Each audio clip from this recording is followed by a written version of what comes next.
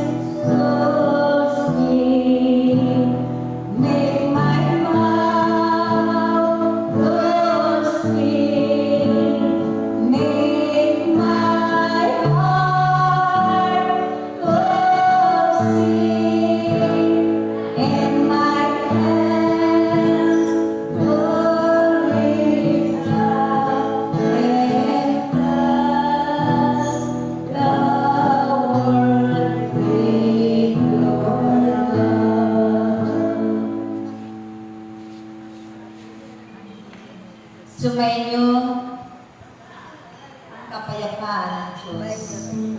Ganon din ang kanyang pag-ibig.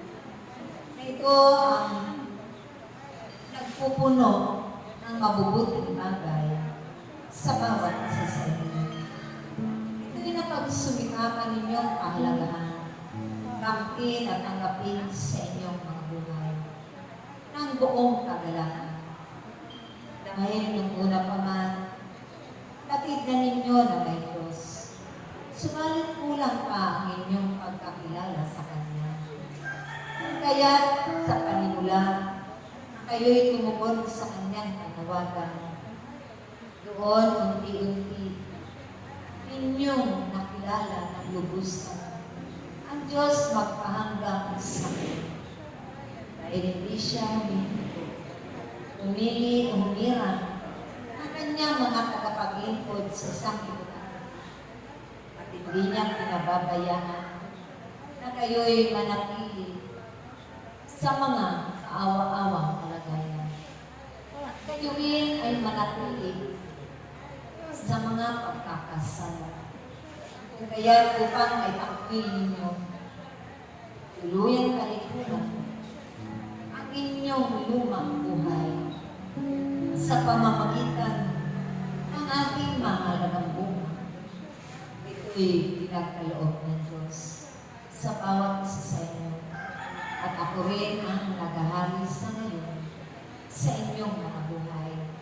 Dahil kayo'y binigis na ang kanyang pagpapahalaga at pag-ibig sa isa't isa.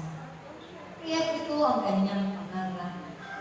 Bawat likha niya sa mundo ito, ayaw niyang may makahamak isa maliban na lamang kung siya na mismo naghahanap ng kanyang ikapapahamak. Kaya aking mga anak, kayong lahat ay mga manlalakbay sa mundong ibabaw. Subalit sa kayo, kasama na ninyo ang Diyos sa paglalakbay niya. At kayo nga ay pinagkatiwalaan niya ng mga kapangyarihan na ito'y gagamitin ninyo sa kabutihan, ibabahagi sa kapwa, at ipapalaganap sa buong sanlibutan. Kung gusto kayong maglingkod ng may katapatan sa Diyos, walang pag-iimbot, walang pag-aalangan. Dahil ang lahat ay ay tunay na pinanalangin na ninyo ang bawat isa sa inyo. Kaya't nawa manatili kayo sa inyong mga pananampalataya at mas higit pa na tumatag ito upang kayo man ang magiging daluyan ng pagpapala at biyaya ng inyong mga kapwa sa mundong ibabaw. Naway, ipagpatuloy ninyo ang laging nagkakaisa, di lamang sa pananalangin, sa paghingi para sa inyong mga kapwa-kapwa, lalong-lalo na doon sa mga aba ninyong kapatid na nangangailangan ng tulong ng Diyos, magpakailangan. O ang banal na Espiritu Santo, nagabay at patnubay inyong lahat, nagpapaalala ng mabubuting bagay, ito man inyong ganapin sa araw-araw ninyong pamumuhay, nagpakailangan. Sa ngalan ng Ama, ng Anak at ng Espiritu Santo. Amen.